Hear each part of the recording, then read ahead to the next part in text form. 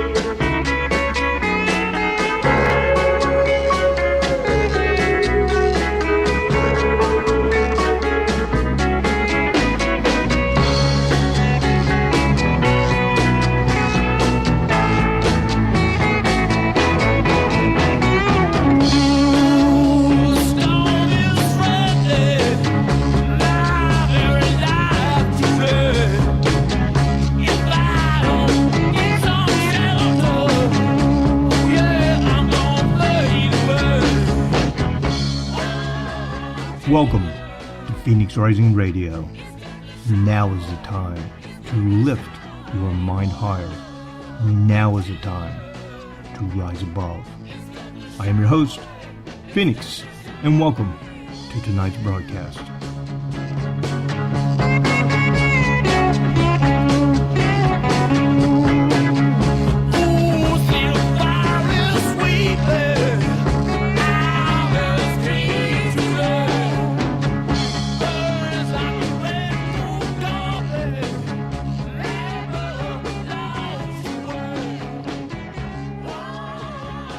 Welcome, everyone. This is Phoenix. Hope you're doing well. It is Thursday, May 17th, 2018. Hope you had a good week thus far. We were joined by Laura Walker on Tuesday from the Oracle Report, and it was a very good program. You can find it in the archives. We're joined this evening with NeSe. NeSe, how are you doing there? I'm doing quite well, thank you very much. And how are you doing, sir? Doing okay. Tonight we're going to be talking about everything going on, everything building up. We have quaking, we have shaking, we have volcanic activity, we have craziness building up. You know, we literally have a situation where pressure is building on a geophysical situation and geopolitical situation also. We're going to touch upon the situation in Hawaii and what that means for the people there and what it could potentially mean for the people in the United States. And it could affect us, people on the West Coast. Also, the long-awaited Inspector General report has been released to members of Congress and certain individuals within the government. It will be made public. They're saying 2 to 3 weeks. The public will have access to this. But they are saying that the information contained within this Inspector General report is indeed very, very bad. As a matter of fact, it was reported earlier today. Let me see if I can pull the feed up here real quick. That within the report, I don't think it's going to be in the public side of the report, but they're saying that Inspector General Horowitz has found criminal activity. It says IG Horowitz has found reasonable grounds for believing there has been a violation of federal criminal law in the FBI/DOJ's handling of the Clinton investigations, and has referred his findings to potential criminal misconduct to Hoover for possible criminal prosecution. Now, who are these people? Okay, number one, the Inspector General of the Department of Justice, he and his staff, which are close to 500 individuals all across the United States, are responsible for making sure that the Department of Justice does things in a legal and ethical manner, and that laws and procedures are not broken. That's their job. We've had an IG with them from their inception. Now, Who is this Horowitz? Well, Horowitz is a lifelong Democrat who was appointed by President Barack Obama. And he's been in there for many years. He was in there the entire time Obama was president. And he's still the IG. He's been working on a report for months, ever since I think actually it began before the inauguration of Donald Trump. And he has finally put his findings forward. And now it talks about in this report that Hoover is receiving these criminal complaints. Now, who is Hoover? A lot of people realized that Jeff Sessions recused himself from the Russia investigation. And a lot of people were very upset. So what's he doing? He's doing nothing. Sessions needs to be fired. Q has been telling everyone, trust Sessions, and trust Wray also, who's the head of the FBI. Now, Sessions, behind the scenes, nobody realized he did this. He set up a special prosecutor by the name of Hoover. And Hoover is an attorney with the Department of Justice. And he's located out in Utah, I believe it is. And he had actually impaneled a grand jury and had been working for months. Now, the difference between like Mueller, who is a special investigator, Hoover is a special prosecutor. Mueller's a special counsel. Special counsels, when they are put in, they look for possible crimes. That's what they do. They're not addressing crimes, they're looking for possible crimes, and then they deal with them if they find them. A special prosecutor is put in place only when it's known that crimes have been committed.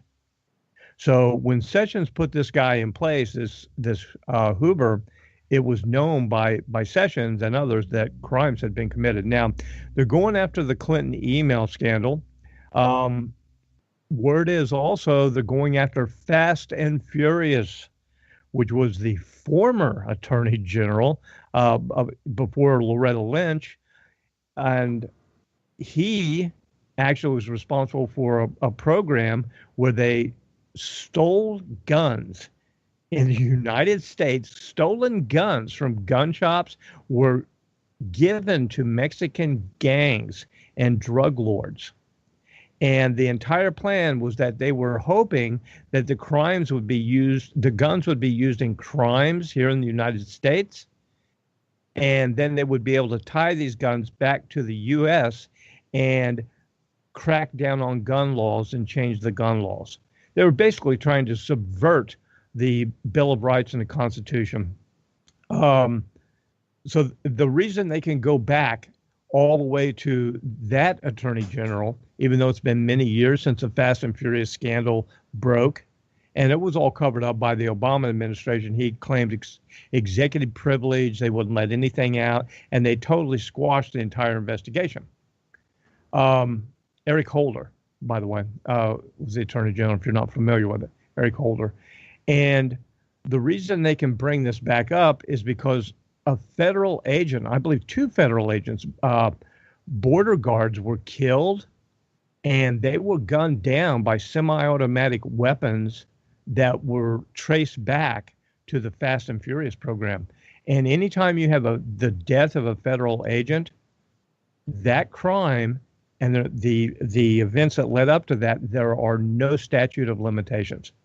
They can go 50, 60 years on the death of a federal agent. So this is going to get interesting. So this is heating up, and we're going to see all of this with the sealed indictments. Now, I personally believe that what we've been waiting for on all the sealed indictments and everything is this report from Horowitz, the IG. And the reason for that is if the Trump administration went out and Sessions started taking all of this action against all these criminal activities that have happened in high levels of the government, they would all be screaming, oh, he's a dictator. Oh, he's like Stalin. Oh, he's like this. And it would totally be politicized. But what they're doing is they've been waiting for the Inspector General Horowitz, who was a lifelong Democrat appointed by Obama, who didn't vote for Trump at all because he's again a lifelong Democrat. His report's coming out, and it's going to lay out a lot of criminal activity that people have known's been going on, but no one's addressed for years. And then that will open the door up, and it will not be a Republican thing. It won't be Trump. It won't be anything. It'll be under the recommendation of the Inspector General of the Department of Justice to the Attorney General that something must be done. And then actions will start, and that's when things are going to get crazy. We're going to talk here in a moment about what's happening in Hawaii, but you want to talk about eruptions and explosions? This is going to get crazy, dude. What do you think, NeSe? Well, it continues on with that. You know, we know it's been happening. If you go and you search the history books, the cliche is with absolute power comes corruption or something, or absolute. Yeah. And unfortunately, these fallible, and I don't know what I would do in that situation. I would like to think that I would be able to keep my integrity, you know, but when you learn about the game, that the powers that should not be utilized to maintain their control, it's too easy to manipulate, coerce, engage Joe Schmo into this debauchery. And once they entice them enough, and once they get one thing on you, then they have you in. Then it's that constant, okay, who are we going to throw to the wolves this week for what I always believe is distraction? Dude, that is why they were all against Trump. That's why you had high-level Republicans like Bush. The Bushes actually voted for Hillary Clinton. They said it on TV. And you had a high-level Republican members who were never Trumpers, who spent hundreds of millions of dollars to try to prevent him from becoming president. You had people in Congress and Senate who were Republicans who vowed that they would do everything they can to stop his agenda. And the man hadn't done anything yet. And the reason that they were all of them, left and right, were so against them, because they were the established deep state, and they knew this guy wasn't on the take, because he paid for his entire political thing himself. He's a billionaire. He doesn't need the money. What happens is these people get into these positions, NeSe, and they go from, making a couple $100,000 a year if they're lucky, and the next thing you know, they run a couple terms in the Senate or Congress, and they're millionaires. I mean, they're all on the dirty take, and then they do the sexual thing, with the compromising pictures and the debauchery. And dude, it really looks like that they are going after these guys, and they're going to take them down. There's already been, and this doesn't get covered in the media, thousands, I mean like tens of thousands of pedophiles arrested in the past year. Big arrest.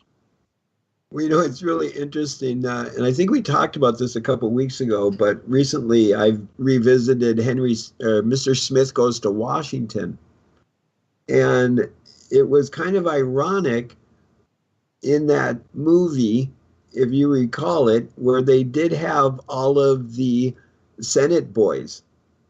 There was, and I don't know if a lot of people realize this, but there was a lot of children that were considered like note runners back in the day when technology. Yeah, they're called pages. They're called pages, and they have them in Congress and they have them in Senate. They're still there. Right, and unfortunately, in that aspect, when you have these men that have these inklings or these lustings for, in my mind, totally inappropriate behavior whatsoever. But, it's kind of like the claim of the biggest pedophiles are the ones that run like the children's hospitals and those kind of dealings. you Oh yeah, know, which dude. makes sense. Barney Frank, he's no longer a senator. He was a senator for a long time. He was a professional politician, gay individual from the state of New York, Barney Frank. And he was a senator, and he um, was actually busted years ago. So when Bill Clinton was president, he had a brownstone in Washington, D.C.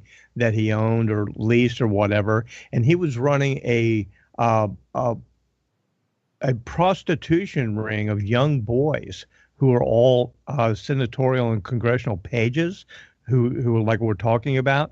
And he was pimping them out to other senators and congressmen. And he got caught in this prostitution thing that he was running with these pages. And you know what they did to this guy? They gave him a very strong verbal and written reprimand. And that was it, dude. And he got elected like 3, 4 times afterwards. And it came out, he was a member of Mambla, which is like the man boy love association. It's just crazy that they're up there so thick. Well, one thing that I always want to predicate with this discussion is that I do not have a challenge whatsoever with homosexuality. If that's what you want, by all means, you know, as long as you're not hurting another person and as long as you have a safe word, then what you do in the privacy of your sexuality, that's your business. But if you're lying about it, and if you're claiming that you're straight and you're bashing homosexuality, I have no toleration for that. And I do not have any toleration for hurting innocence.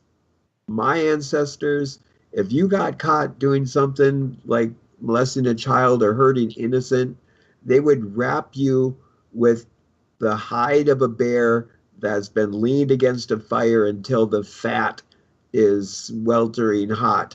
And they would wrap you in it. And if you survived it, you survived it. And if you didn't, you didn't. But it was like the creator would make that call. You know, the worldwide global pedophilia thing, you know, is a problem that has been perpetuated through the elites. You know, there's a lot of talk about this. Well, you know, I don't want to make the program about this evening. But it appears that like this NXIVM cult also, where they were branding the women. I guess the one woman was from Smallville, you know, and this whole thing. It turned out that the doctor, a female doctor who was the doctor for Vice President Pence, assigned to him by the Navy, she was a member of it. She had to resign. And they had gotten her in all the way up into the close to the White House.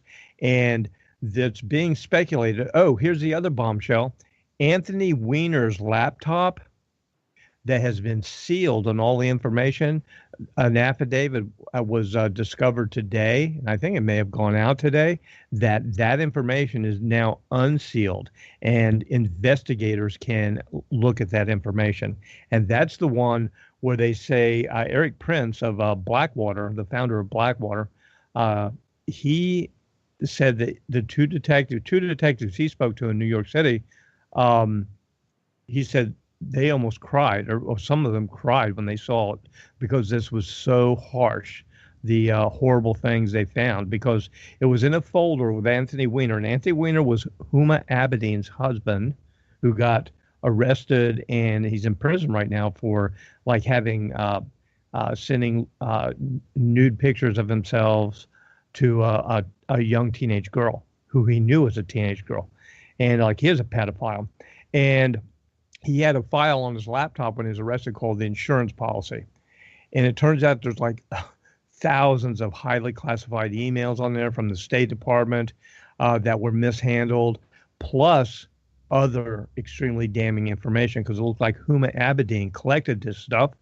And Huma Abedin's mother is a member of the Muslim Brotherhood, and she's an Iranian, I believe, Huma Abedin. And it looks like they may have compromised the Clintons because she's been Hillary Clinton's assistant for a long time. But nonetheless, the point I'm getting at is that information is coming out. So we have reached a point here, and I think a lot of it has to do we're in this new energetic, like we discussed with Laura Walker on Tuesday, with Uranus moving into Taurus. Things are changing, and things are becoming manifest now. So we're going to see a lot of this, things that are under the surface, just like in Hawaii. You're seeing, if you watch the images online or on television, you see the hot magma coming up from underneath, and it's just like bursting out and shutting down entire areas and endangering the island. We'll go into a lot of detail on that this evening. Any time throughout. I mean, if you just look at the whole thermal dynamics, that if something is going to increase in its pressure, at some point, something else is going to give, whether it be that blackhead on your nose or that tea kettle on the stove or Pele in Hawaii or the economy.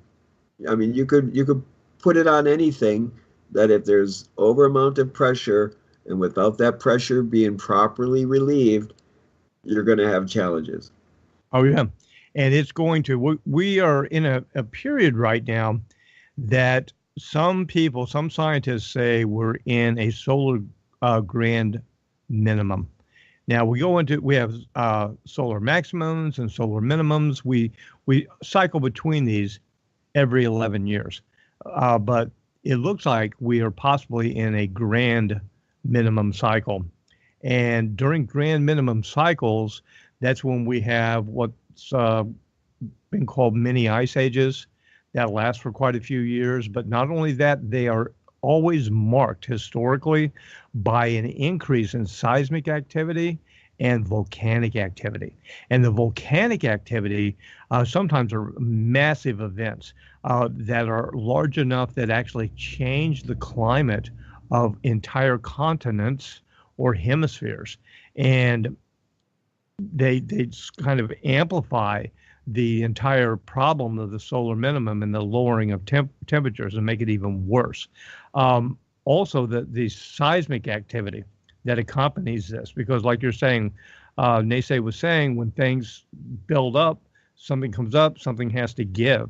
I mean, we have, a give and take on the pressure, and these pressures are large and they span large areas. To be quite frank, what's happening in Hawaii is influencing things in the United States and up and down North American coast. Oh, absolutely. And if you look at where Hawaii is kind of centrally located, it's right there almost in the dab center of the Ring of Fire. And so when you see pressure going in Hawaii, you watch the Ring of Fire, because it's almost like those old carnivals, that tilt-a-whirl. When it spins around the Ring of Fire, it kind of goes back and forth from one side or the other of the circle, and it kind of goes in a counterclockwise rotation. And so if you see something that's occurring down by Japan, then next thing you know, you're going to notice something up by Alaska. And then it just keeps kind of doing that around robin or around the circle. And it's very interesting. And if you look at it and how it correlates with our heavenly moon, and when the moon is in full or when it's in new, when it's causing the most stress on electromagnetic flux between the planet and the moon and the sun and all those other entities in our solar system that are like a big huge rings within rings of electromagnetic balls that are causing, pushing, and pulling on each other. And so something is going to give at some point. Yeah, as a matter of fact, something even more direct It's actually not direct. It's very indirect, but a different modem of this happening is the potential of a massive landslide in Hawaii that would go into the Pacific and cause a tsunami that could potentially reach the west coast of the United States. And historically, it has happened in the past. There's one area, one island in Hawaii that one of the smaller islands that has cliffs that are 3,000 feet high, sheer cliffs along the sea. And that was caused by an eruption, they don't know how many thousands of years ago, that caused like the entire side of the island to fall into the sea. Dude, I'm talking 3,000 feet. Have you ever been to Hawaii? Never. I have been fortunate to have been there a few times, and I would probably put it out there that the spirit of my youngest was found there in a roundabout sense there, if you get my meaning. Yeah, we get your meaning. We can pick that up. Very cool. Well, I should have took it as a warning when the cook at the place we were staying said, "Be careful, ladies, because it will throw off your cycle." And we didn't pay attention. And sure enough, it totally threw off someone's cycle. And thus I have my littlest gift. Wow. Well, we have the gift of a break. It's coming up to us right now. Don't go away. We're going to talk more about the shaking and quaking inside and out. We'll be right back.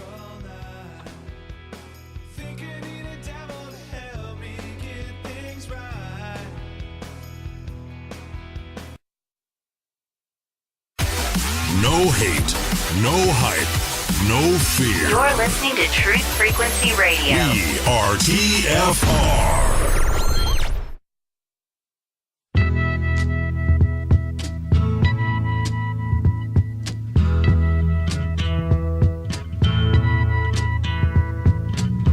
There's something happening here, but what it is ain't exactly clear. There's a man with a gun over there, telling me I got to beware. I think it's time we stop, children. What's that sound? Everybody look what's going down.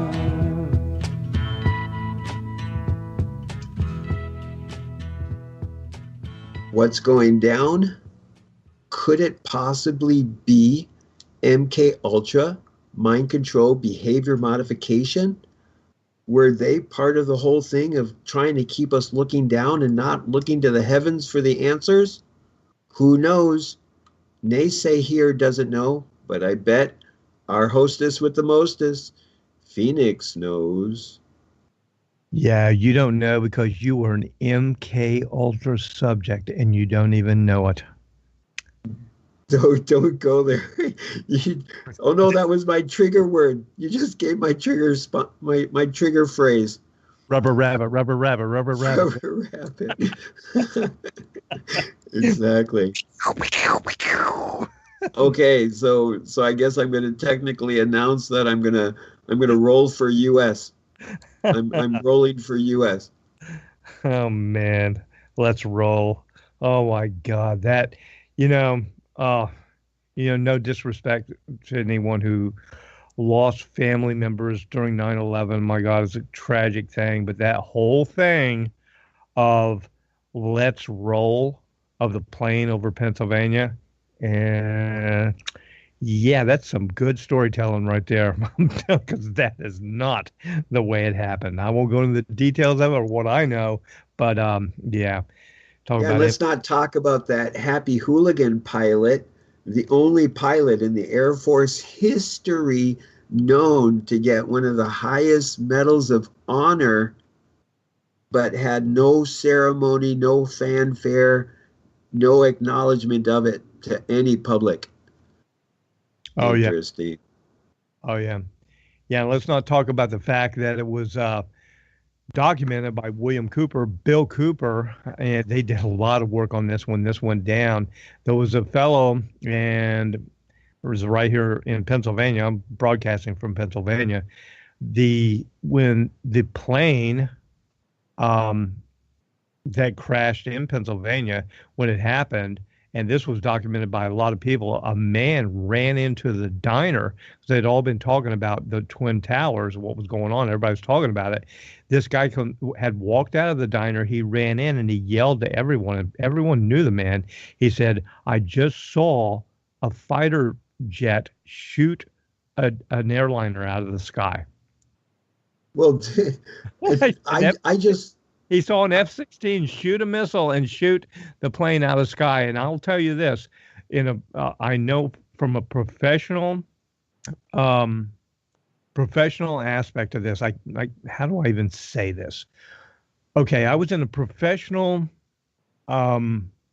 position during this time, shortly thereafter, and another individual who was in a professional position, high level professional position in that municipality, where the community where this plane happened, what we're talking about.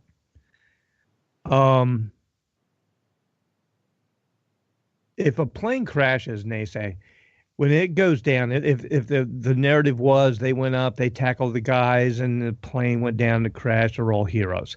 That wreckage is scattered around, but it's like right there. It's confined to at least a 50-meter circle. Dude, the wreckage was over miles. Correct. Because it blew up in the sky. It was a fireball in the sky. It was shot out of the sky. There was an engine over here, and 2 miles away was another engine. I mean, the debris field was like 5 miles.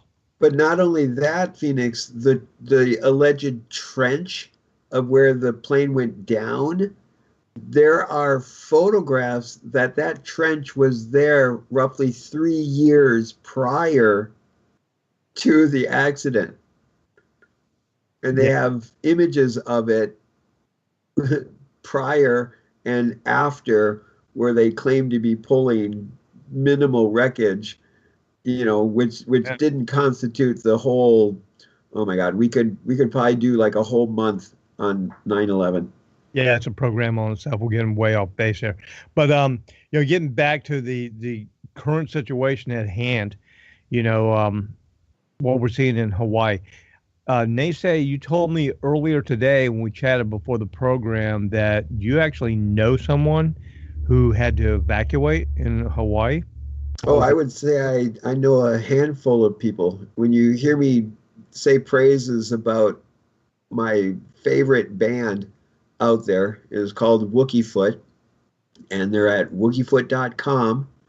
And this summer, Project Earth, a full charity-driven outdoor festival, well, some of those members live in Hawaii, and they have had to been relocated. One of my buddies right now relocated to Vietnam, which was really cool. Another one of my buddy, luckily enough, was able to put his boat on a different island. And then I have 2 more friends that are there. One of my buddies, I have not checked lately on Facebook, which I meant to do today. He's probably within 5 miles of where the latest spurting just happened. And so it's rather interesting. When the eruptions first started occurring, and comparatively what the news was saying, my friends from the island were telling me that it was way overboard, but the people in Hawaii, they're used to this. They're not surprised. And the thing that's really beautiful that I find is a lot of the indigenous people, like, not only knew in advance that this was about to happen, but they're welcoming it, because it is, like we were saying, when the pressure builds up, something has to give. And if it doesn't give properly, then the challenge just gets worsened.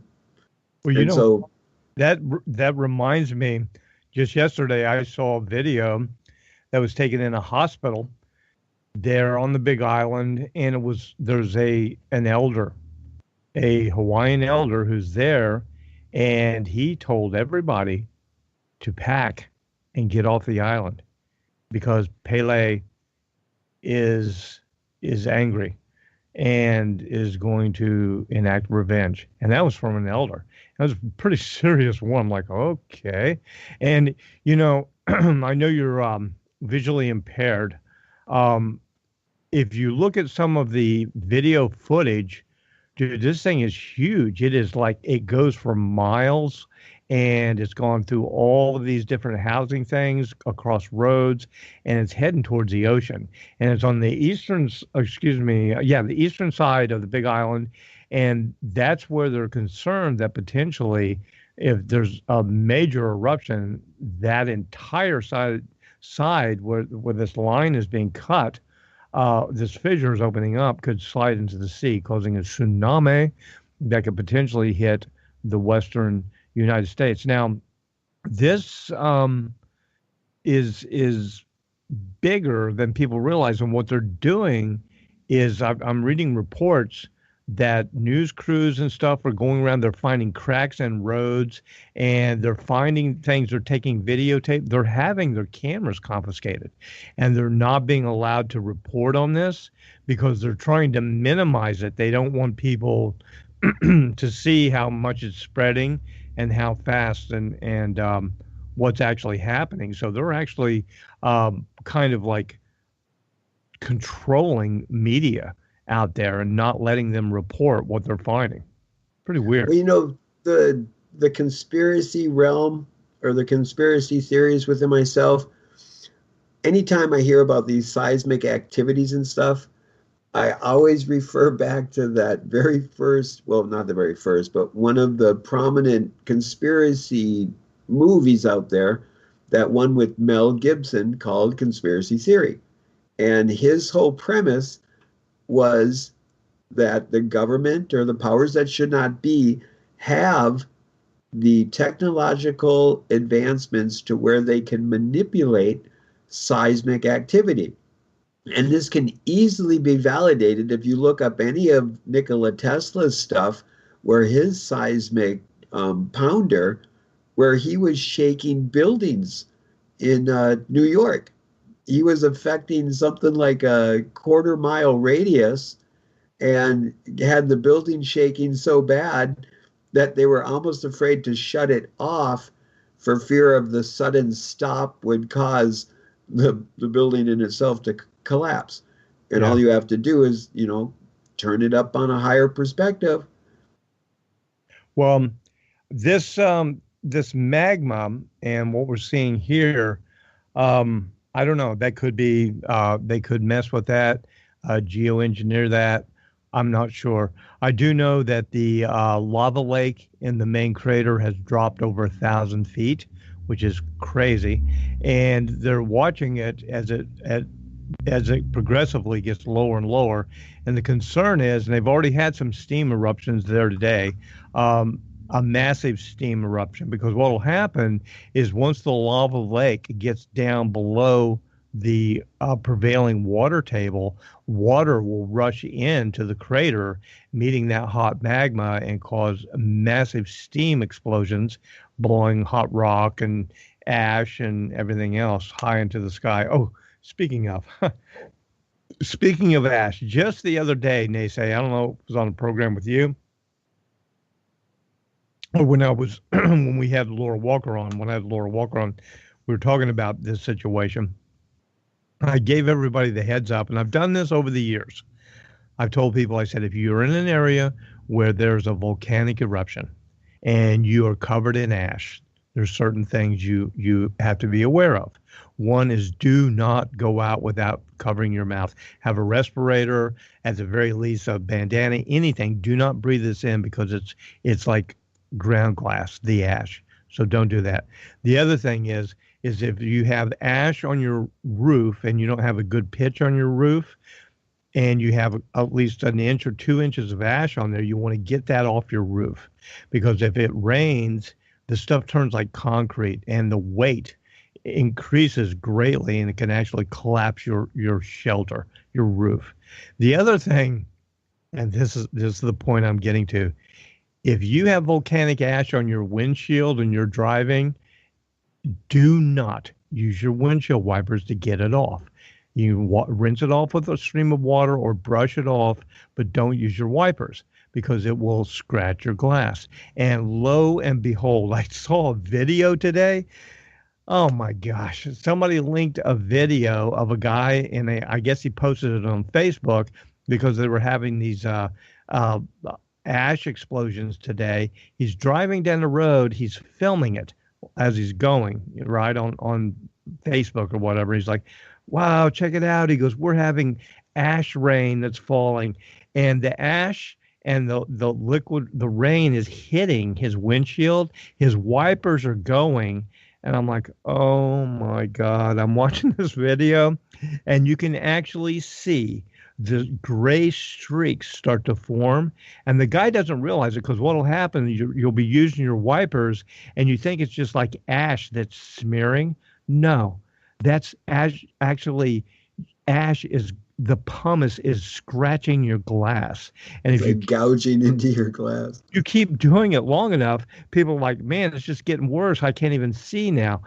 And they think it's like the ash. No, they have actually frosted their window. You will absolutely, within like 5 miles, make your vehicle so bad that you can't see out the front windshield. You'll actually have to crack it out if you want to continue driving. I kid you not. And I've made that warning, I don't know how many times on Phoenix Rising Radio over the years, kind of like a public service message to people if they ever encounter this. And what do I see today? Someone doing that very thing in Hawaii. I'm like, oh my God. So, yeah, there's dangers with this. And something comes to mind. And I think about this also. There was a guy, his name was Harry Truman. And Harry Truman, he died May 18th, 1980. I pull his stuff up here. He was a resident of the U.S. state of Washington who lived on Mount St. Helens. He was the owner and caretaker of Mount St. Helens Lodge at Spirit Lake at the foot of the mountain. And he was there, and everyone has said, Mr. Truman, you need to leave. There's earthquakes going on. We're concerned about the mountain. And he said, I have lived here all of my life. He goes, I know this mountain. We've had quakes before. He said, I know if this mountain blows, exactly which way it'll go. And, this is all being blown out of proportion by the media. And he died. He is still there under hundreds of feet, literally hundreds of feet of volcanic ash and rock somewhere on the mountain of Mount St. Helens. And longtime resident, had lived there all of his life, an elderly man, and he knew that mountain. And everybody was making it into something it wasn't. And again, Mount St. Helens. I'm not saying that's going to happen in Hawaii, but it has happened historically. We talk about historical replication, and we're talking about the one island. Oh, man, I wish I could find that reference. Pompeii. Look what happened at Pompeii, and there's a reason why they're called accidents, because they're not expected. And when we have warning signs, when we have pre-scheduled possibilities or trying to prepare for the worst and hope for the best, there's signals, just like an alarm clock. When we set an alarm clock that says, hey, it's time for action. And we continue, I believe, as a species to ignore all of these alarm clocks that are going off, and we keep hitting the snooze. And unfortunately, when we hit that snooze, the tragedy is death. Just as simple as not doing routine maintenance on your vehicle. Don't forget to do that, George. But just that regular maintenance, that preparedness, take care of that extra 3 seconds, could totally mean a lot. And it's unfortunate that we're in this society now where it's instant gratification, where they're constantly not having the patience to sit and and scrutinize exactly the particulars of what they're doing. And lo and behold, that's why it's called an accident. And may it not happen to any of us, but it does happen. Yeah, and we could potentially see it happen here with Hawaii now, because it's not getting better. It's not abating. It's increasing, and the aerial photographs are just, it's crazy, dude. It's like a line of fire that stretches for miles. I saw one guy, I was watching a video of somebody's house just like being, totally consumed with this slow motion death as these fissures open up and they just burst open. I don't even know how many there are right now. The last count I saw was like 19. I think there's more now. And they're very large. And it really looks like the island is being cut. It's like it's cutting from this one section and it's heading straight to the sea. Yeah, it is absolutely phenomenal when we take the moments to reflect of how incredible our Mother Earth is. And she is going to do what she does. And I do believe somewhere it says, like a woman in birth, like a woman in birth, and no one shall know the time, or it'll be like a thief in the night. Yeah. I know I've read that somewhere.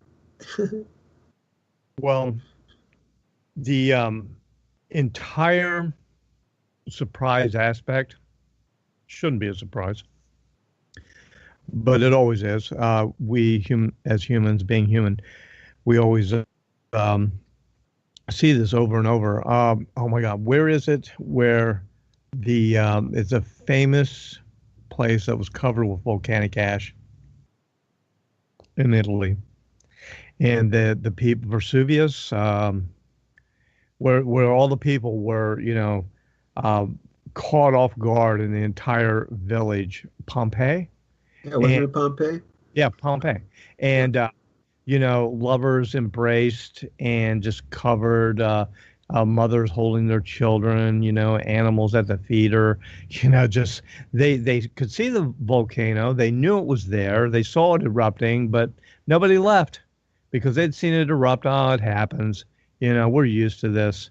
My grandfather used to watch this, they were used to it.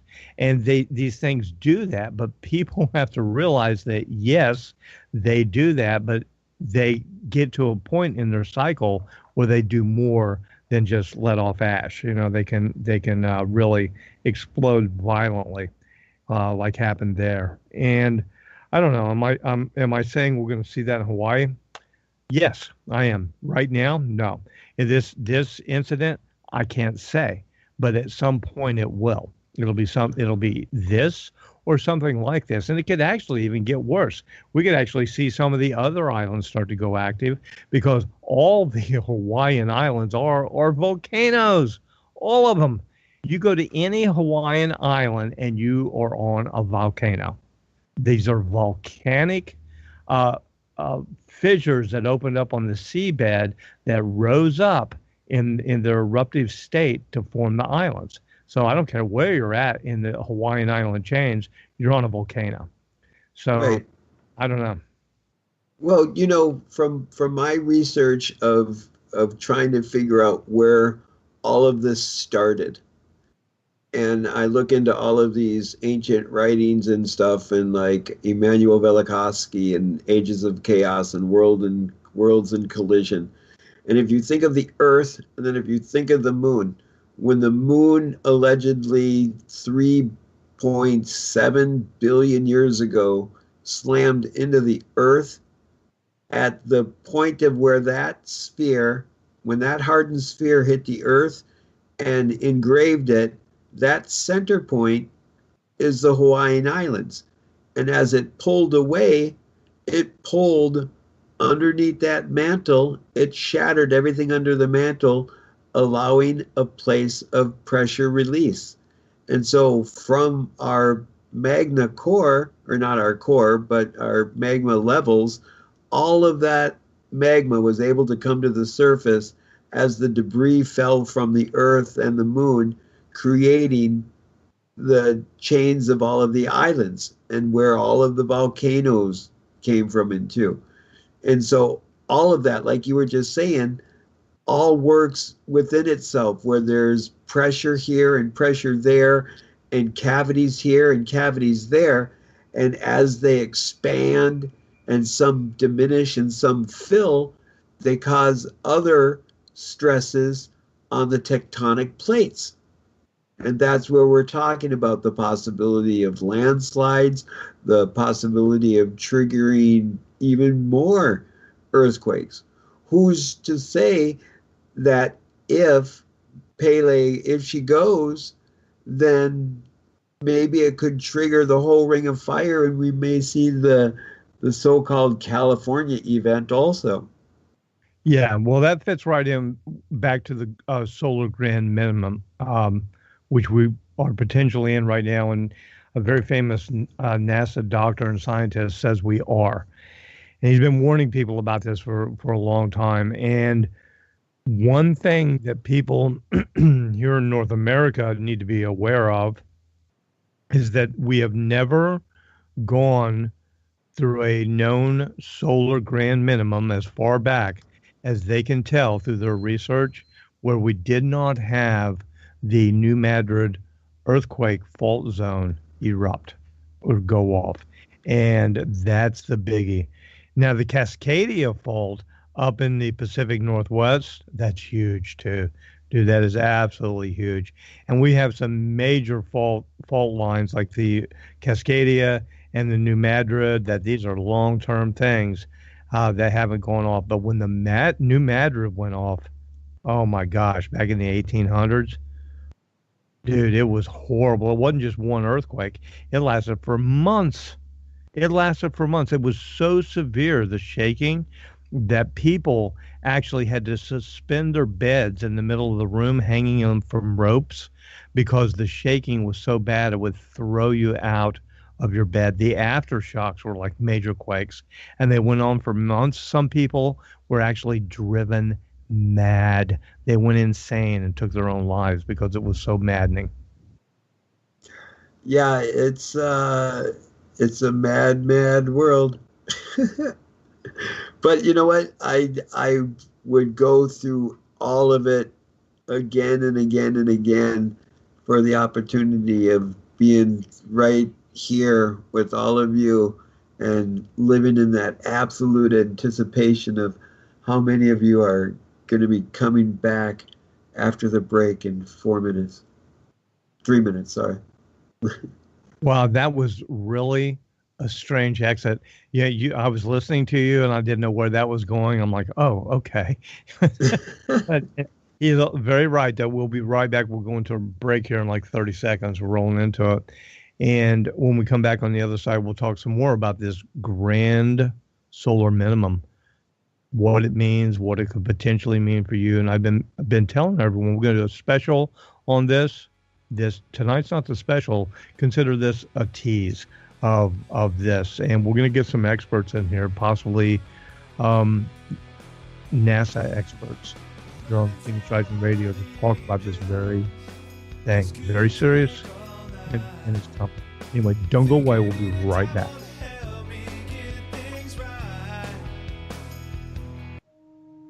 Hi everyone, it's Chris Gio here, founder of Truth. You are now tuned into the truth frequency. Your protection from deception. This is Truth Frequency Radio.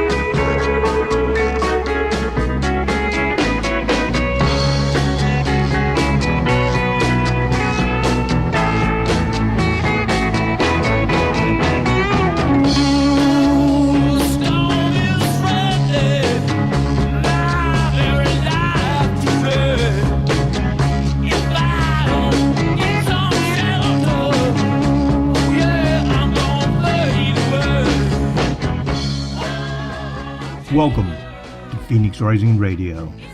Now is the time to lift your mind higher. Now is the time to rise above. I am your host, Phoenix, and welcome to tonight's broadcast.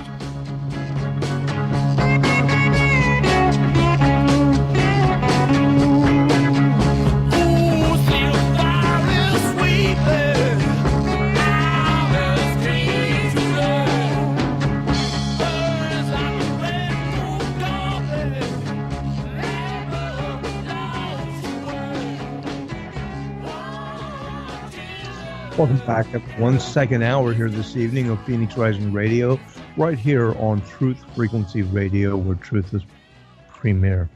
Speaking of truth, go over to truthiswellness.com and be sure and check out the link to Boomers Forever Young, and also pick up your copy of your free ebook over there. If you support Boomers, you support Phoenix Rising Radio, and that's how that rolls. And not only that, you get products that are unbelievable. They are so nutrient rich that you will feel the difference. And if you've been listening to Bob for over the years, you've been wondering about the products, Boomers is on a level like none other. It's absolutely amazing.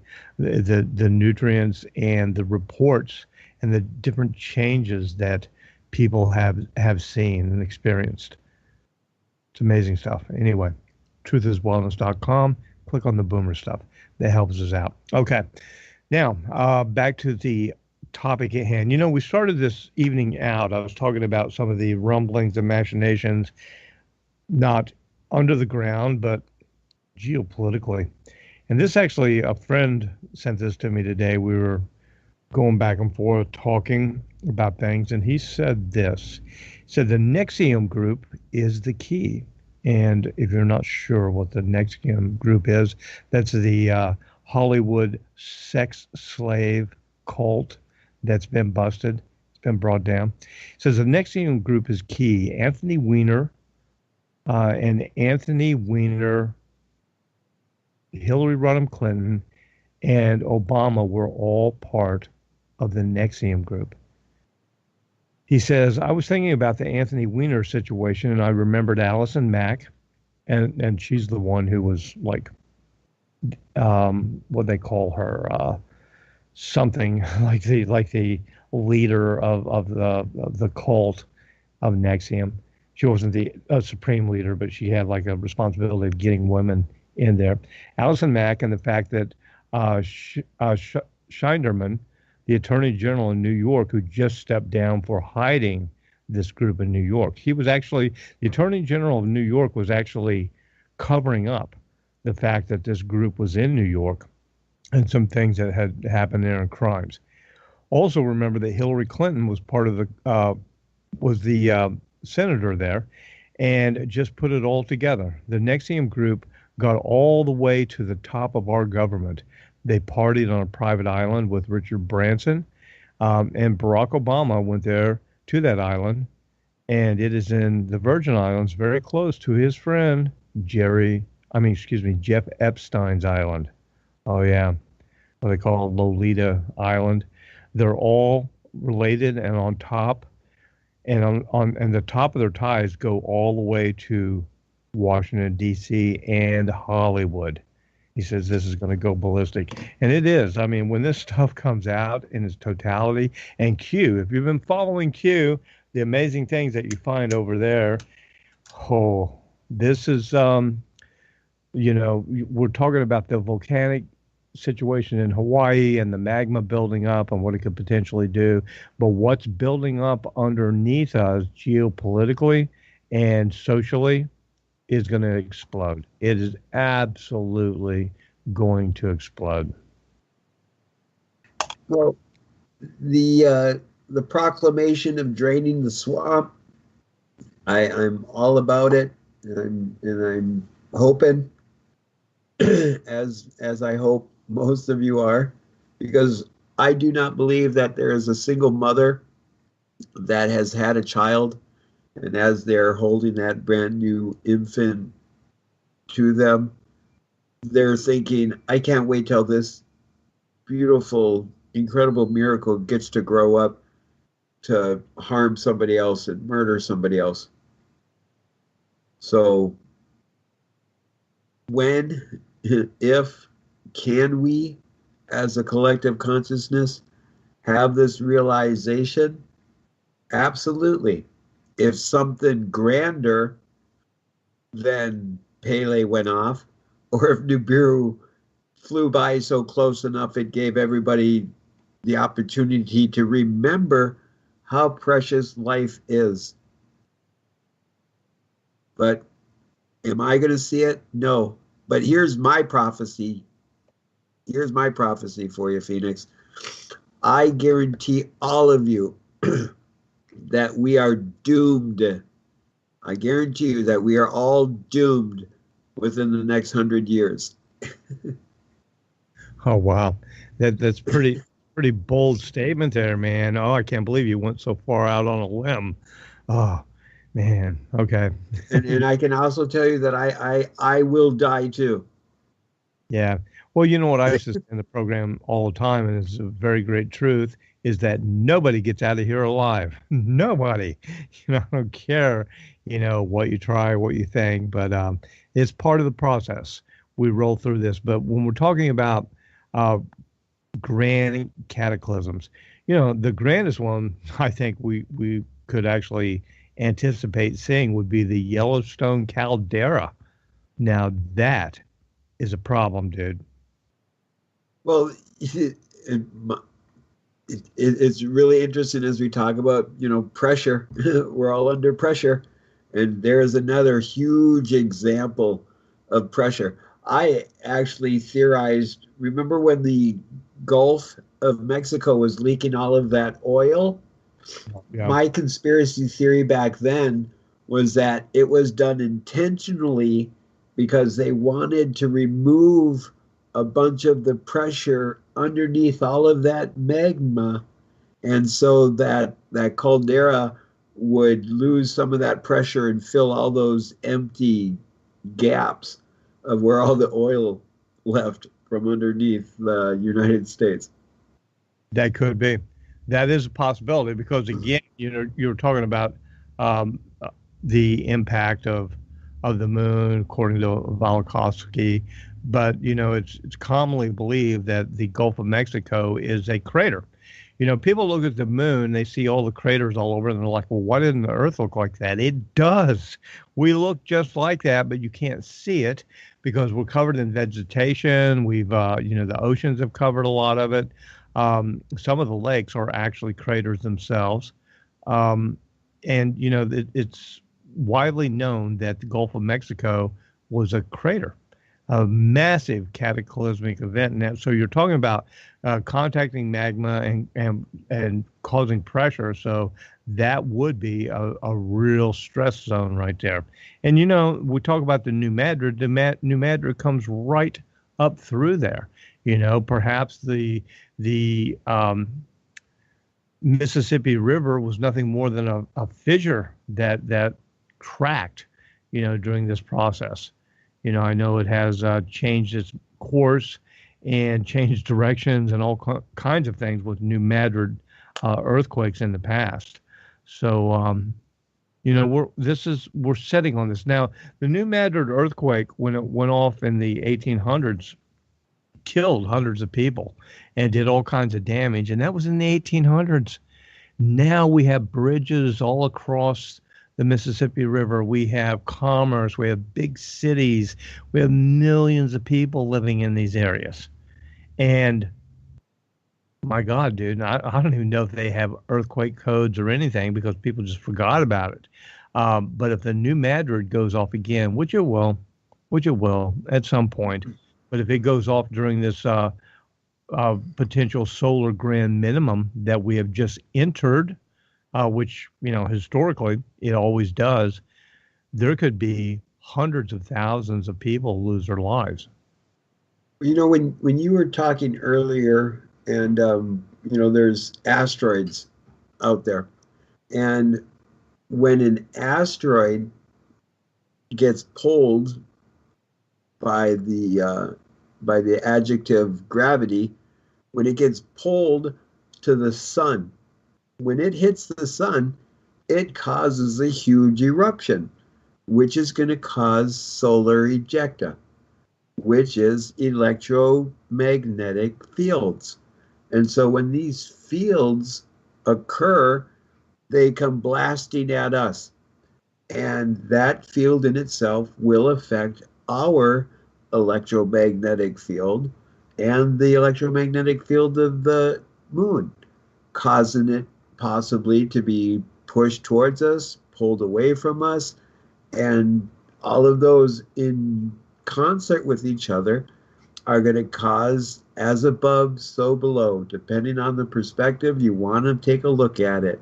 So when all of these pressures are released and not released, what happens?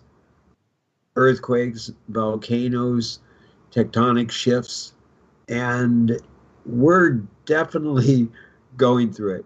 I believe the United States Geological, they actually, was it 10 or 12 years ago, they stopped reporting on earthquakes that occurred at a certain level because they were occurring so often. And so now they're like, okay, we're just going to report all of the ones that are like a 5.5 and higher or something like that. I can't remember what the number was specifically. But in all of that stated, the Georgia Guidestones, when almost 70% of the population of the world lives on the coast of the oceans, imagine if this volcano went off and caused tsunamis, or if these tectonic plates shifted and caused tsunamis. How difficult would it be for a large amount of people to get that same exit as we all shall have? Impossible. You know, I'm looking at the data and reading some of the stuff, watching the Hawaiian situation. I did come across a thing that it would be if indeed that side of the island where this is happening actually released to a massive event and went into the ocean, it would drive a tsunami across the Pacific to North America. And they're saying it could hit the entire coast of North America all the way up into Canada. And it could potentially be, depending upon the speed and how much actual earth falls into the ocean, it could be anywhere from 100 feet high to higher, possibly 500 feet high. And it would be moving, oh my God, I think there's like 500 miles per hour across the ocean. And people would have 5 hours, I believe 5 hours warning to get to higher ground. Does that mean my Netflix is going to be messed with? Yeah, Netflix to be messed with. Hollywood, bye-bye. You know, I mean, my God. Can you imagine the population density of the West Coast of the United States being told you have 5 hours to get to higher ground? Now, here's the thing. All the primary highways in California going up to Washington State are all from south to north and north to south, because that's the primary flow of traffic. You do not have major thoroughfares and exits that go from the west to the east, which is what people would need to do. Because if you jump on a major highway in California thinking you're going to get away from a tsunami, no, you're just going to parallel it. You need to go to the east and to higher elevation, and all those millions and millions and millions and millions of people would be tasked to try to get to higher ground further inland, and it would be impossible. Absolutely impossible. Well, you know, that's interesting that you bring that up, because I just discussed this with somebody a few days ago, because we were talking about the whole thing of the evacuation of California. And I do not think I've ever shared this on the air, so I'm going to share it with you guys for the first time. I met a gentleman that claims that when he lived out in California, he left California because he angered some people. While he was living in California, he got a job with a construction crew where they would make these.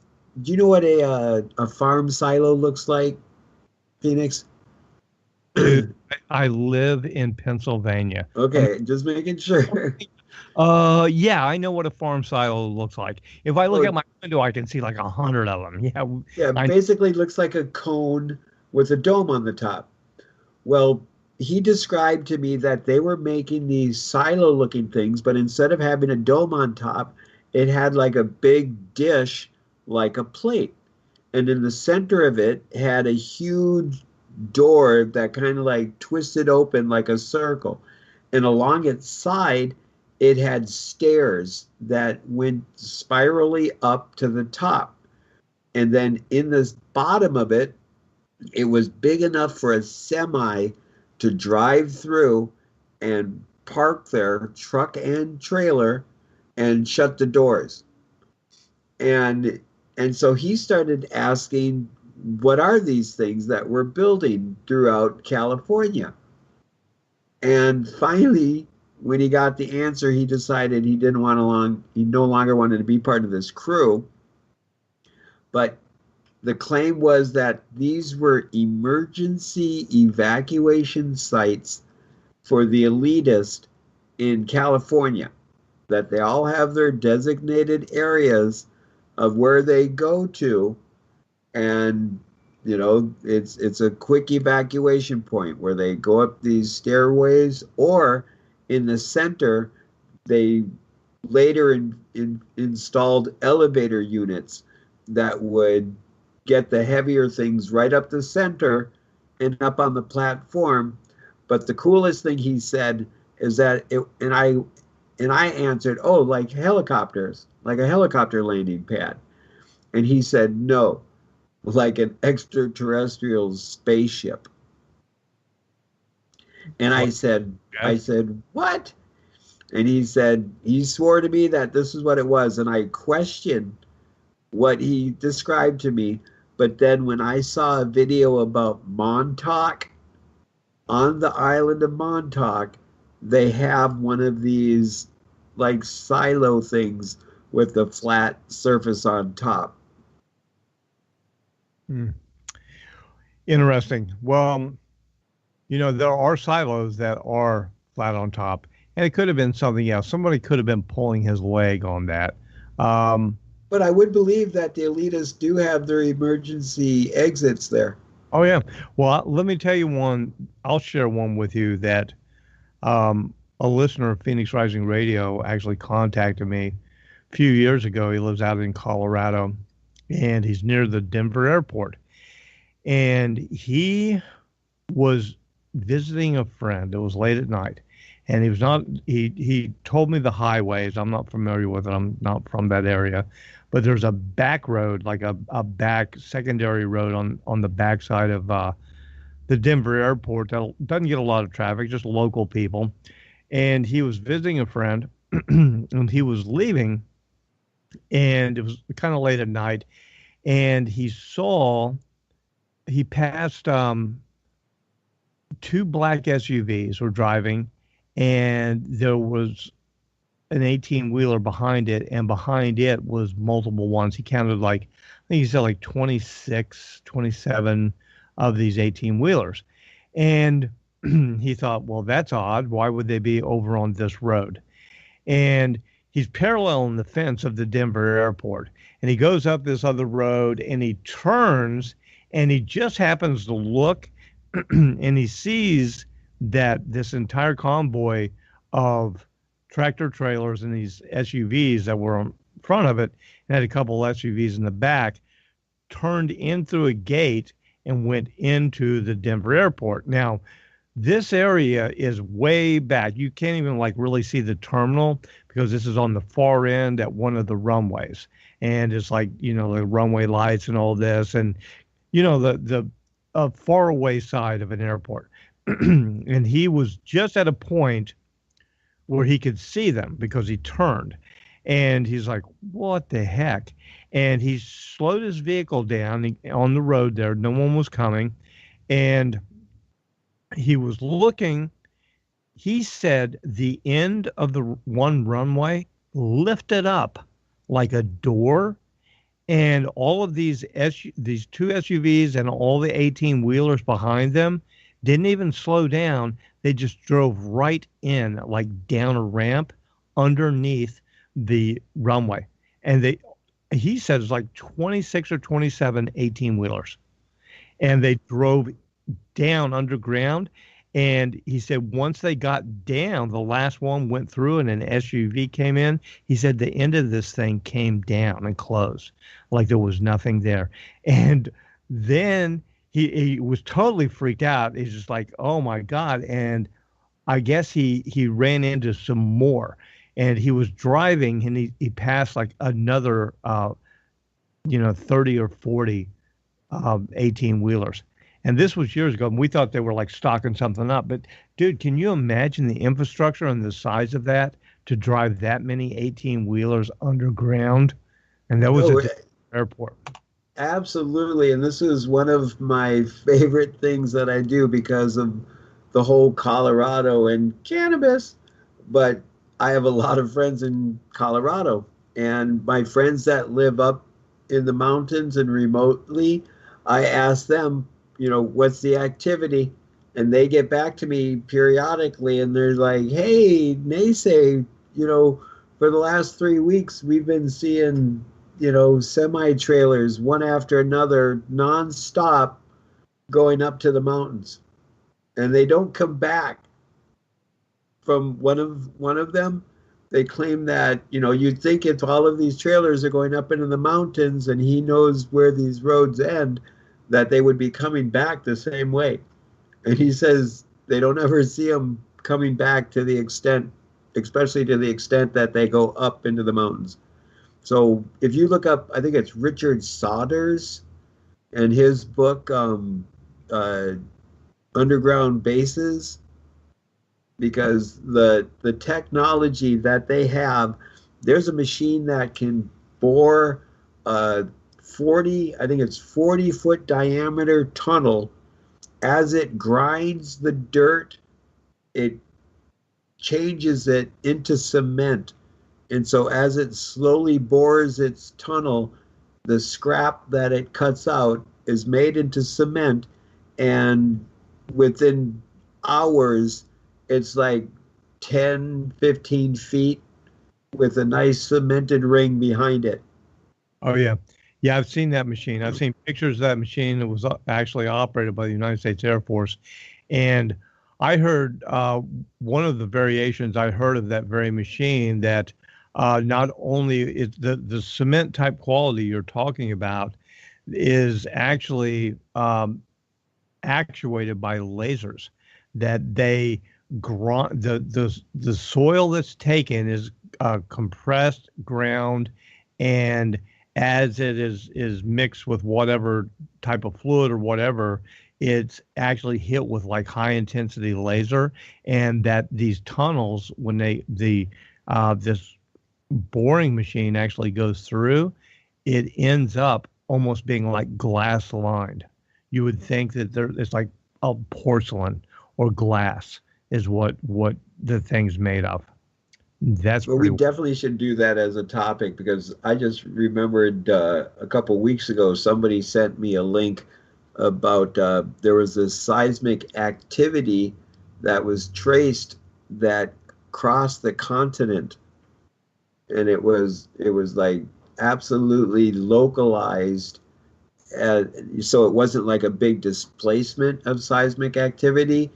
They could actually like target it to a specific route from the East Coast to the mountains. Oh, yeah. Well, there's some speculation that the hums, the mysterious humming sounds and machinery type sounds that have been reported across the United States for years, and no one knows what they are. It lasts for a while and then it goes away, that are actually underground boring machines as they're doing their thing. Anyway, we're rolling up on a break here, everyone. when we come back, who knows where this direction this will go. But a lot of news coming out, a lot of things happening. Elon Musk and the Hoop, remember that? Yeah, Elon Musk is doing this right now, and these high-speed things. They're going to bring this stuff public. It's been out there for a long time. This stuff's going to go public. We'll talk more about it when we return. Don't go away.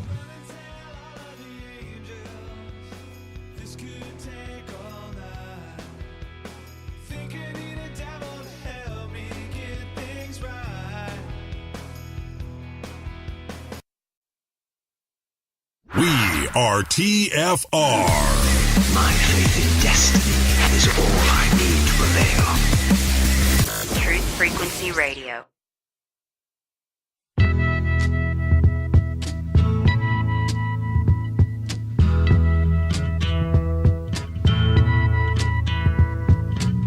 There's something happening here, but what it is ain't exactly clear. There's a man with a gun over there, telling me I got to beware. I think it's time we stop, children. What's that sound? Everybody look what's going down.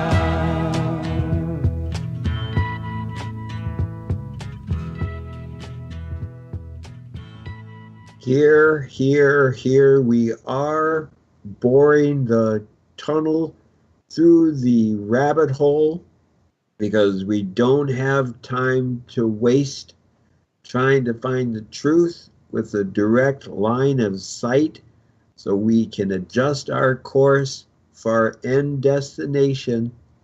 So where are we heading to, Captain Phoenix? Well, we're going to continue on with what we're talking about. You know, Elon Musk. I was just reading an article here. Elon Musk Hyperloop dream may come true and soon. They've got one section that they're going to make available to the public. Now, I don't know if you've ever seen the Hyperloop trains. Well, I know you haven't, but dude, these things are like total science fiction. No windows. They're just like these very extremely futuristic, pointy, almost like projectile looking things, like a bullet. And let me just read what I found you. Elon Musk first described his idea for a futuristic transportation system that would send passenger pods through tubes at speeds of hundreds of miles an hour back in 2013. At the time, the idea of actually building and operating a so-called Hyperloop seemed far-fetched, to say the least, but Hyperloops are no longer quite so hypothetical. A handful of firms are now competing to develop the necessary technology. Let me inject, it's already there. Basically, what we're seeing here is what I'm reading about and what we're talking about is they're making this technology public. And we're going to see more of this. Like the Hyperloop that they're talking about here, you'll be able to go from New York City to LA totally underground if you have an express Hyperloop in like an hour and a half. Because what these things are, they're maglev trains that are going to be magnetically levitated, so there's no friction, and they'll be operating in a tube that has a vacuum on it. So these underground tubes that they're boring, and he has a boring machine working out in California right now. It's been doing this. These boring machines, and they're saying that it can come true all over the world sooner than expected.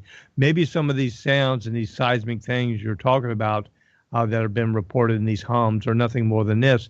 And all of a sudden, Elon Musk, he's like the front man for this. Oh, wow, look, the hyperlink. Yeah, some of these hyperlink trains will be running through tubes that have existed for decades that the United States military and deep state built. And that's what I think to see, dude. What's going to be really interesting is when the argument in the court comes about, okay, when you own land, shouldn't you own land from the surface area all the way to the center point of the earth? And so would it be considered trespassing? Because on the top of the soil, if you put up a no trespassing sign, you have legal action against somebody for trespassing. So can we say that these military underground tunnels are trespassing? No, because they're military and it's eminent domain.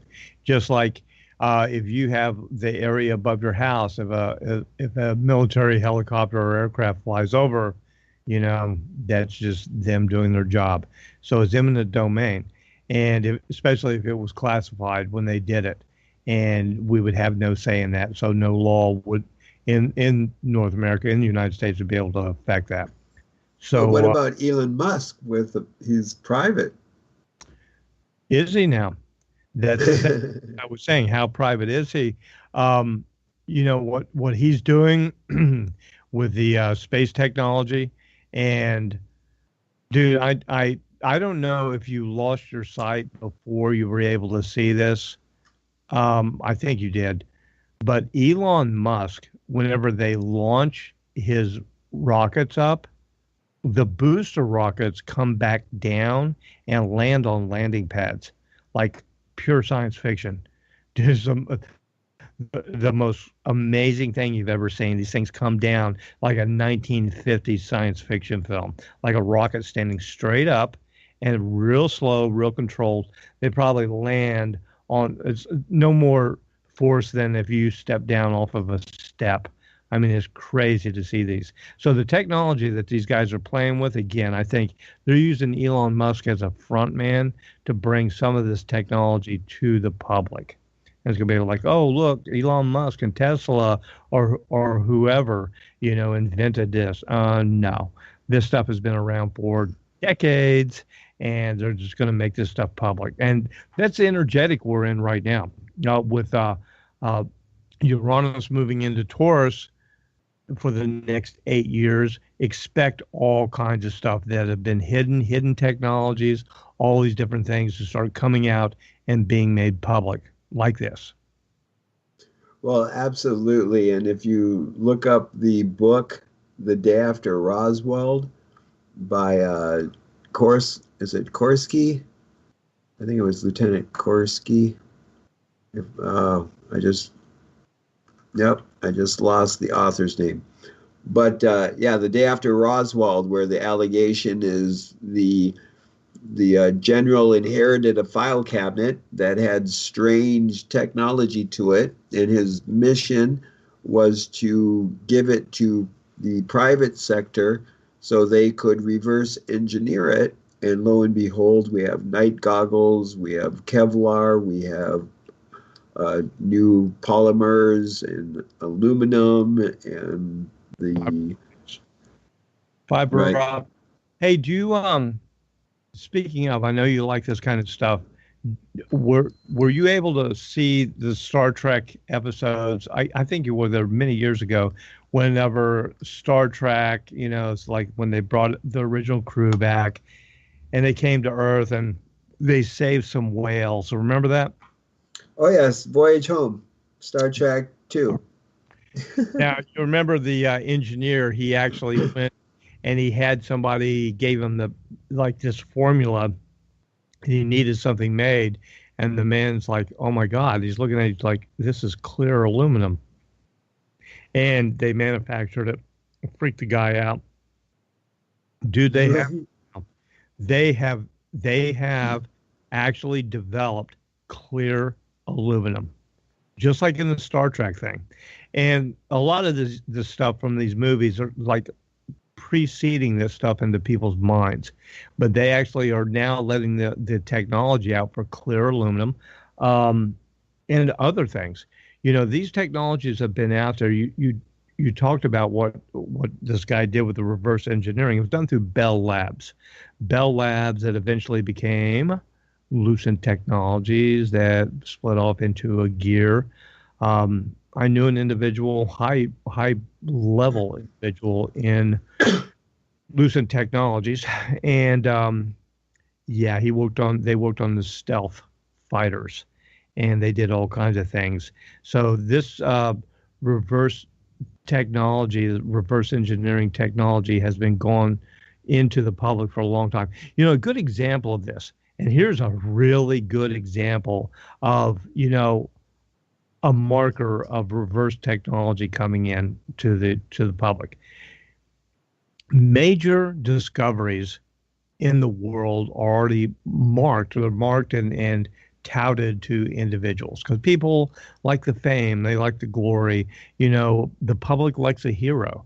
I mean, if you ask someone about the telephone, or like Alexander Graham Bell, the phonograph, Edison, the electric light bulb, Thomas Edison or Tesla.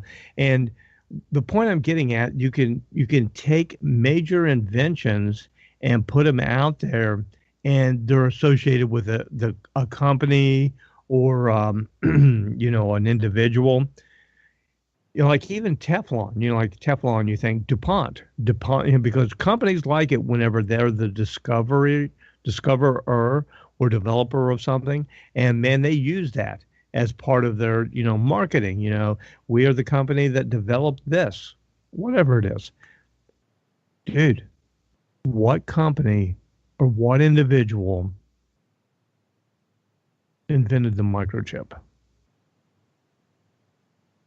Crickets. And the thing about it is, that's huge. I mean, we're talking about a leap forward into technology and changing everything, going from the vacuum tube to solid state circuits, like even transistors, but primarily the microchip. And you don't have any company that's attached themselves, or a name of an individual, or even a team that's like public knowledge of one of the biggest discoveries that leaped us forward into the new technological realm that made it possible for everybody's iPhones and iPads and everything that's going on today. And there's nobody associated with it. I mean, you think telephone, okay, Alexander Graham Bell, you can take all of these things that were invented that changed humanity and link them to either individuals or corporations. Well, the really, really sadness of it is I am again rereading one of the biographies of Tesla. It's called The Wizard. And Tesla was back at 1900. At 1900, in 1907, Tesla had an electronic car that could go 70 miles per hour.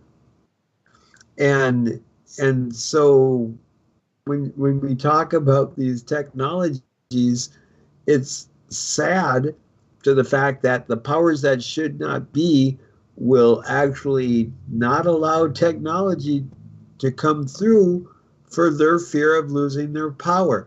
The story that I always remember is when Tesla was talking to Westinghouse and saying, hey, we can have free energy for the people. Here's my gear. We can do this free energy. And they're like, well, where can we put the meter on it? And he's like, we don't need a meter on it. It's free. He's like, but if we don't put a meter on it, we don't know how to charge the people. And Tesla's like, but it's free. This energy is there for all of us to utilize. It's right here in the ether. And yet these powers that should not be, and their want and desire of absolute power, they just won't let it go. However, well, stop. Let me interject here. Now, when Tesla died, he died in New York City. He was basically penniless. He lived in a hotel. And whenever he died, the United States government swept in and gathered up all of his research, all of his data, all of his information, and the FBI seized it all. And they didn't know what to do with it. Do you know what the FBI did with all of Tesla's research and information? I know that the Ukraine fought to get it back and claims that they only received like 50% of it.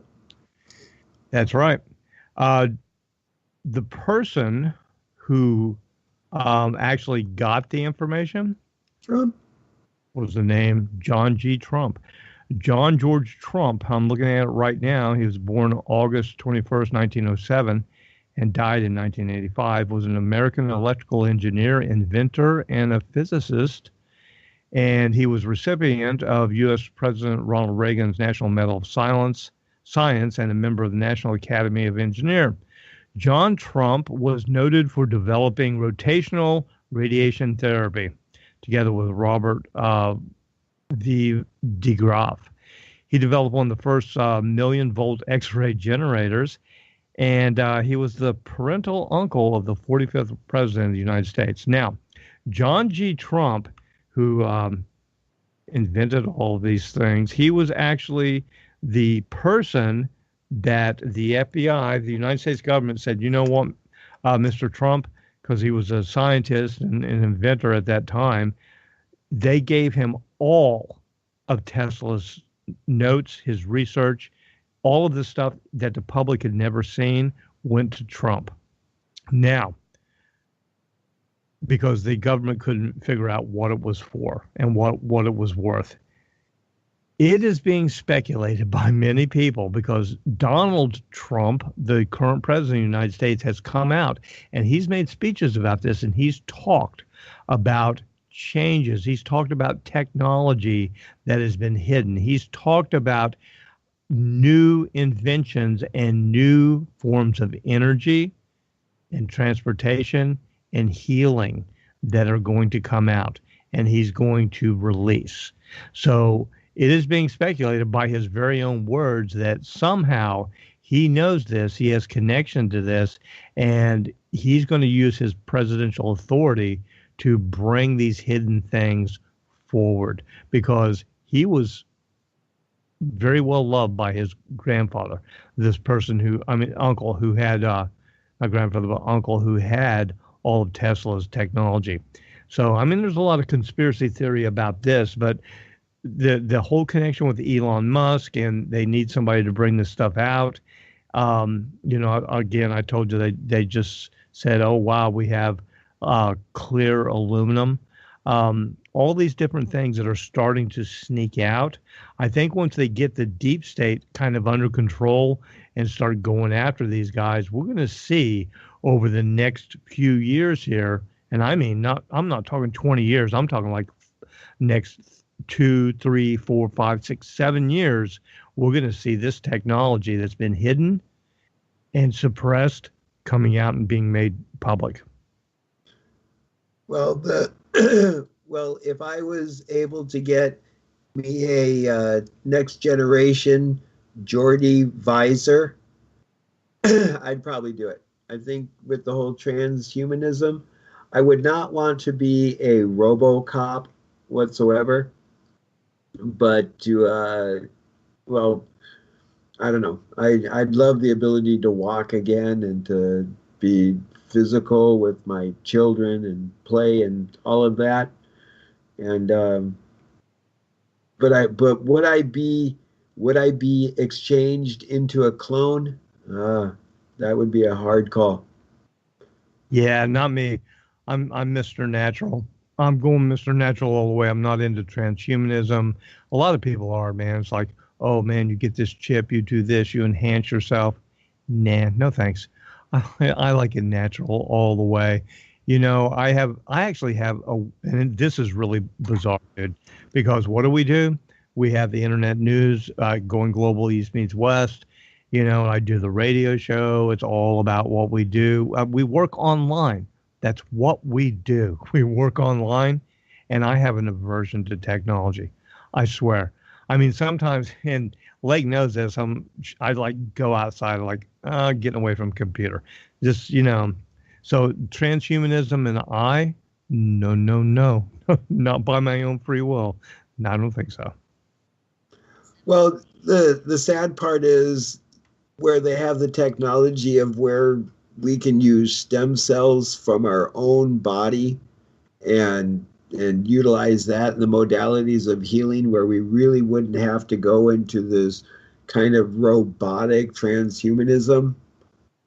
which, you know, you're going to see it, dude. We are going to see this, and I know there's technology out there, the stem cell technologies that have been proven, and it's been suppressed, that totally rejuvenates people.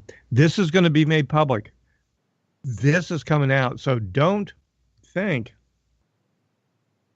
that you may not have that opportunity to regain your sight, to regain your mobility, because the technology is there, and it's going to come out, because the days of suppression of all this stuff are over. And that's why we have the earthquakes. That's why we have the pressure building, because like you said, and everyone knows listening, it's been suppressed for the benefit of a few, those who control things, the deep state, the cabal, this small leadership collective of the Rothschilds and the Catholic Church and the Vatican, not the Catholic Church, the Vatican, and a few other small select groups who have actually kept humankind suppressed and in a slave state when it need not be that way. Well, it's all a perfect cycle of the psychos in the circle of 360 degrees, but they claim it's 364 or 365, so they come all the way around to 12 again and overshoot it to 1. And so they clockwise it or retrograde it, so 1 all of a sudden becomes 12 again. And it comes around 364 this year or 365 the next year, and they recalibrate it again, because that's just the way things are. Even in the science world, nothing is absolute science, where 360 times it's going to work, but that 361 time, it doesn't work the way they expected. So the beauty of all of it is there is that unknown certainty that we will experience. And how do we find the strengths within love, without fear, to take on that challenge, to have a proper attitude, so we can at least try to keep our sanity in this insane world? Yeah. And we're going to need that, because everything we've talked about tonight, the major changes, we'll go into detail with some in-depth programming, especially on the Solar Grand Minimum. I've been talking about this for a while, and we will have a special on this. It's going to affect all of us, no matter what hemisphere you live in, where you live. It's, to one degree or another, it's going to affect us all. And this isn't speculation. This is historical replication. It's history. It's a cycle. That, and we're seeing it evident, like what's going on in Hawaii, and we could see major earth changes around, economic changes, but on the flip side, we're going to see good stuff too. So we have to focus on the good and brace for the bad. And I think that's a responsible way to look at it. Well, when you throw a pebble into standing water and you see the ripples occur, we're all pebbles. And at all moments, we are making ripples. And are we taking a true and critical thinking perspective of what kind of ripples are we putting off our entities, positive or negative? That's your choice. And if you're willing and wanting to save the universe or save the world, then let me know, because I'm ready. Yeah, that's easily done by believing the impossible. That's faith. Believing in things that you can't see, and knowing that the good things are going to come. Hold on a second. I've got a message. Lake was making fun of me. I was saying Hawaii. She goes, it's Hawaii.